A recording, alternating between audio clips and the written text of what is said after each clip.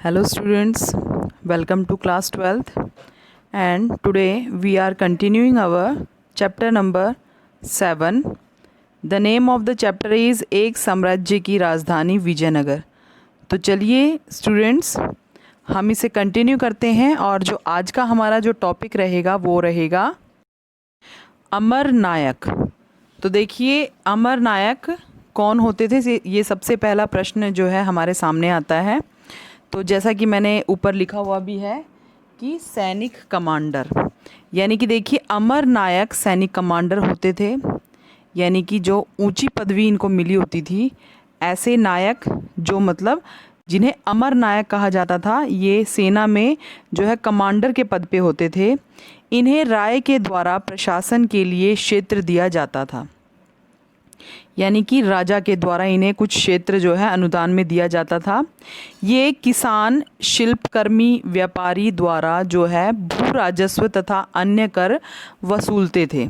यानी जिस क्षेत्र पर इनका अधिकार होता था वहाँ पर जो किसान काम करते थे ज़मीन पर, या शिल्पकारी जो व्यापारी होते थे, मतलब ये किसी भी जो समाज में रहने वाले जो भी इनके क्षेत्र में रहने वाले जो लोग होते थे उससे भू राजस्व यानी भूमि से जो है एक प्रकार का जो है टैक्स लेते थे।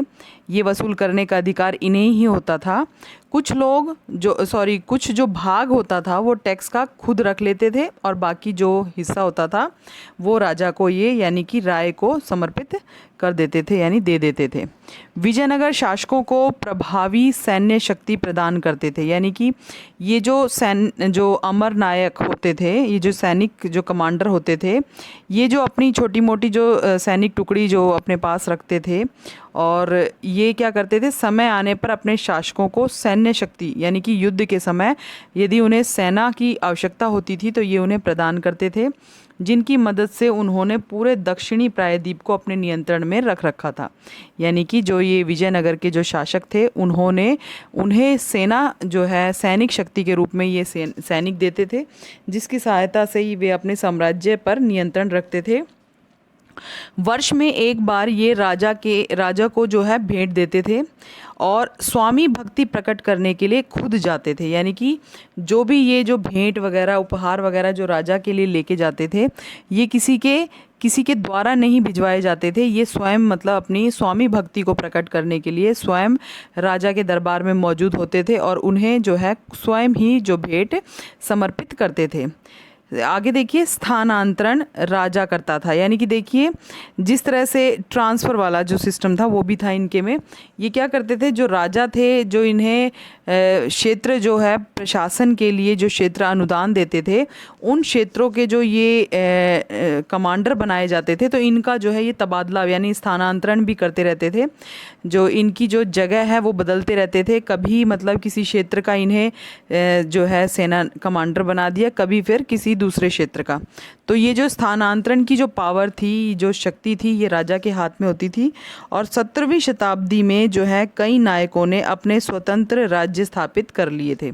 यानी कि धीरे धीरे मैंने आपको बताया था कि विजयनगर साम्राज्य में जो इनका जो शक्तिशाली जो राजा था, जिसका नाम मैंने आपको अभी पीछे भी बताया था, कृष्णदेव राय था जिसका नाम। यानी कि इसके शासनकाल के बाद जो इसके उत्तराधिकारी आए थे वो इतने अधिक योग्य नहीं थे और जिनके द्वारा जो है शासन को अच्छी तरह से संभाला भी नहीं जा सका था। तो इस वजह से क्या है, जो ये सेना नायक होते थे यानी अमर नायक होते थे, जो छोटी मोटी जो टुकड़ियां या सैनिक शक्ति रखते थे, और धीरे धीरे जो है इनकी शक्ति में इजाफा होता गया और इन्होंने ना स्वयं को स्वतंत्र जो है शासक घोषित कर लिया था या अपना स्वतंत्र राज्य है जो स्थापित कर लिया था। तो देखिए बच्चों, हमारा जो अब नेक्स्ट टॉपिक है वो है जल संपदा, यानी कि जल से संबंधित जो सुविधाएं थी ये विजयनगर राज्य में किस प्रकार की थी। तो देखिए आइए इनकी विशेषता पढ़ते हैं। तो देखिए सबसे चौंकाने वाला तथ्य हमें क्या मिलता है कि तुंगभद्रा जो नदी है उसके द्वारा निर्मित एक प्राकृतिक जो है कुंड था वहाँ पर इस राज्य में, और उत्तर से पूर्व की ओर जो है यहाँ पर जो नदियाँ हैं वो उत्तर से पूर्व की ओर बहती थी। सभी धाराओं के साथ साथ बांध बनाकर अलग अलग आकार के हौज बनाए हुए थे। तो देखिए जो नदियाँ निकलती थी, मैंने आपको पहले ही बताया है, ये पूर्व की ओर से, मतलब उत्तर से पूर्व की ओर निकलती थी। तो जो ये धाराएं हैं, इनके साथ साथ जो प्रत्येक धाराएं थी, नदी की जो भी धारा थी, उसके ऊपर अलग अलग बांध बनाया गया था। और बांध बनाने के बाद कुछ दूरी पर जा कर के एक हौज, यानी कि जो है जलकुंड टाइप का, जो है गड्ढा टाइप का, जो है गहरी झील के आकार की, मतलब ये हौज बनाया गया था।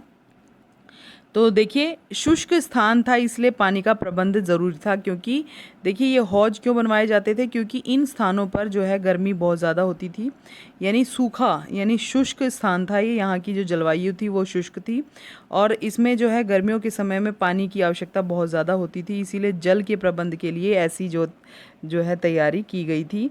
एक महत्वपूर्ण हौज का जो नाम है वो भी देखिए 15वीं शताब्दी में इसका निर्माण हुआ था। और जो ये एक ऐसा हौज यानी जलाशय मिला है जो कि जिसका जो है हमें ज़िक्र मिलता है, और वो है कमलपुरम जलाशय। तो देखिए इसका जो निर्माण है वो 15वीं शताब्दी में किया गया था। इसके पानी से जो खेतों की सिंचाई की जाती थी, राजकीय केंद्र तक पानी ले जाया जाता था। देखिए ये जो जलाशय था, इससे जैसे काफ़ी जो है कार्य सिद्ध किए जाते थे। खेतों के जो आसपास, इस जलाशय के आसपास के जो क्षेत्र है, वहाँ पे सिंचाई की जाती थी।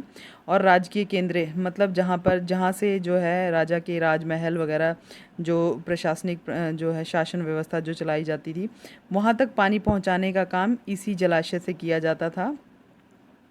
हिरिया नहर आज भी जो है, हिरिया नहर के जो है भग्नावशेष देखे जा सकते हैं, यानी कि जो है अवशेष, यानी कुछ ऐसे हमें जो तथ्य मिले हैं जहाँ से हमें वहाँ के जो नहर निकलने के जो तथ्य मिलते हैं।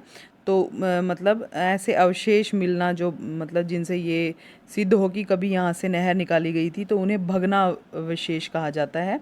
आगे देखिए तुंगभद्रा के बांध से यहाँ पानी लाया जाता था, और इसका निर्माण संगम वंश के राजाओं के द्वारा करवाया गया था।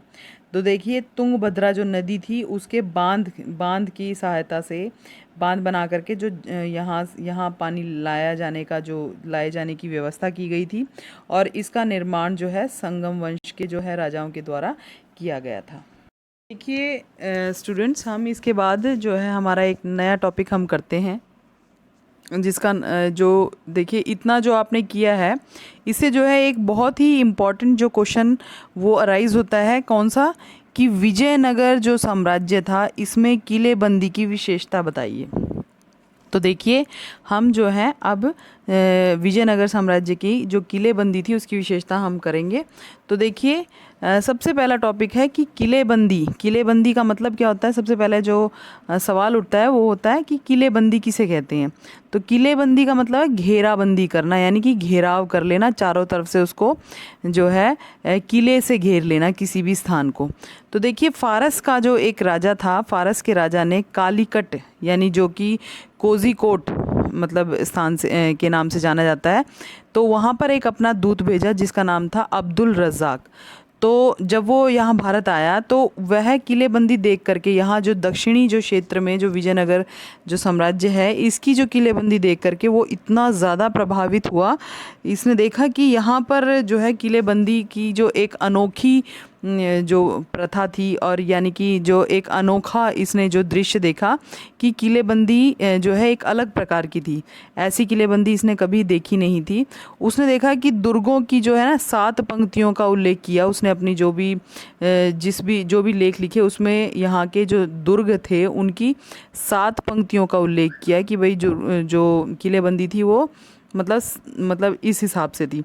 तो देखिए इसमें न केवल शहर, देखिए यहाँ के जो शासकों ने किलेबंदी करते वक्त न केवल शहर बल्कि जो है कृषि क्षेत्र और जंगलों को भी जो है घेर लिया था, घेराबंदी कर ली थी उनकी। तो देखिए ऐसा पॉसिबल मतलब होना कितना मुश्किल लगता है देखने में या सुनने में कि भाई हमने जो इतिहास में देखा है कि भाई लगभग जो क्या करते थे शासक, अपने नगरों को, छोटे मोटे नगर जो उन्होंने शामिल कर लिए, अपने जो है अपना जो महल है उसकी किलेबंदी कर ली। लेकिन ये देखिए कि कृषि क्षेत्रों को और जंगलों को भी इन्होंने जो है घेराव घेराव कर लिया था, किले बना दिए थे ऊंची ऊंची दीवारों से। तो देखिए सबसे बड़ी जो दीवार थी वो शहर के चारों ओर बनी पहाड़ियों को आपस में जोड़ती थी।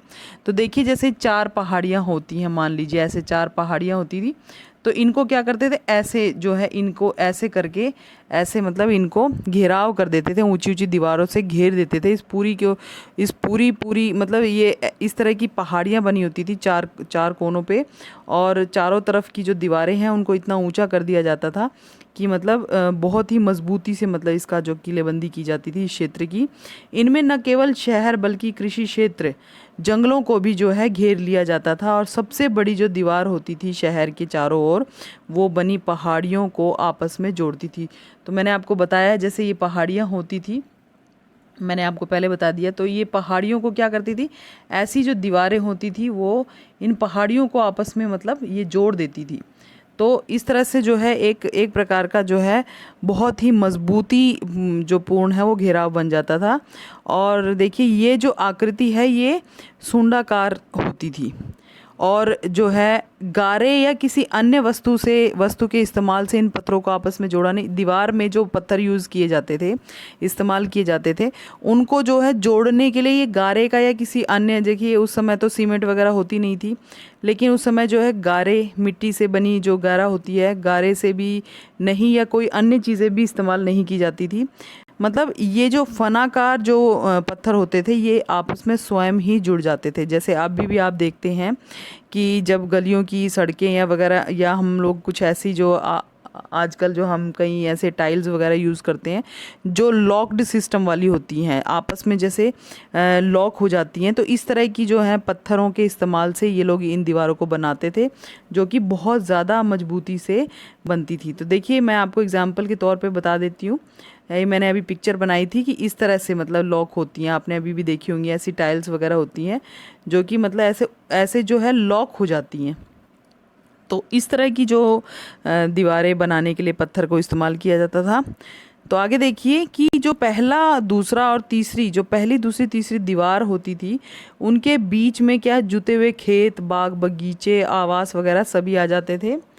किलेबंदी के जो अंदर एक मतलब जो अंदर ही क्या होता था, विशाल अन्नागार बनाए जाते थे जहाँ पर अन्नों को जो है स्टोर किया जाता था, यानी खाद्य सामग्री को, जैसे भोजन को, अनाज को, ये सब, इन सब चीज़ों को स्टोर किया जाता था। और जो दूसरी किलेबंदी थी वो नगरीय केंद्र के चारों ओर बनी होती थी, यानी कि जहाँ पर राजा का राजमहल या अन्य जो है प्रशासनिक केंद्र होते थे उनको जो है उनका घेराव किया जाता था या घेराबंदी होती थी। तीसरे किलेबंदी में शासकीय केंद्र को घेरा जाता था, और जो है जहाँ से जो है शासन जो जहाँ से राजा जो शासन चलाता था, और उनके मतलब महलों को या अन्य चीज़ों को घेर दिया जाता था, अन्य जो इम्पोर्टेंट जो महत्वपूर्ण इमारतें होती थी उसका घेराव कर दिया जाता था।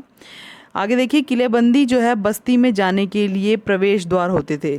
तो देखिए महल से, राजा के जो राजमहल से लेकर के बस्ती के अंदर प्रवेश करने के लिए जो द्वार होते थे, और प्रवेश द्वार पर मेहराब बनी होती थी। देखिए जो दरवाज़ा बना होता था, जैसे मैंने अभी बताया आपको प्रवेश द्वार, उसके ऊपर मेहराब, मेहराब मतलब सुंदर नक्काशियाँ होती थी। मेहराब से यहाँ पे मतलब क्या है कि जो दरवाज़ा होता था, मुख्य दरवाज़ा जिसे एंट्री गेट बोलते हैं हम, उसके ऊपर जो सुंदर है ना बेल बूटों से जो है नक्काशी की जाती थी उसे हम मेहराब बोलते हैं। और साथ ही द्वार के ऊपर है ना जो गुंबद बनी हुई थी, गुंबद का मतलब देखिए जैसे मान लीजिए कोई ऐसे मतलब इमारत है, उसके ऊपर गुंबद मतलब ऐसे गोलाकार जो है ऐसे जो है घेराव इस टाइप का जो है गुंबद बना होता था। तो देखिए आपको मैंने बता दिया कि ये पूरी जो है किस तरह की जो किलेबंदी इस साम्राज्य में होती थी, कैसी कैसी मतलब किस तरह से जो दीवारें बनाई जाती थी और कैसी इमारतें होती थी जो कि विजयनगर साम्राज्य की किलेबंदी की विशेषता को दर्शाते थे। तो आपको ये सारे पॉइंट्स बिल्कुल क्लियर हो गए होंगे। आप इस वीडियो को बार बार देखिए, आपको और भी अच्छी तरह से ये जो पॉइंट्स हैं ये क्लियर हो जाएंगे। Thank you, have a nice day.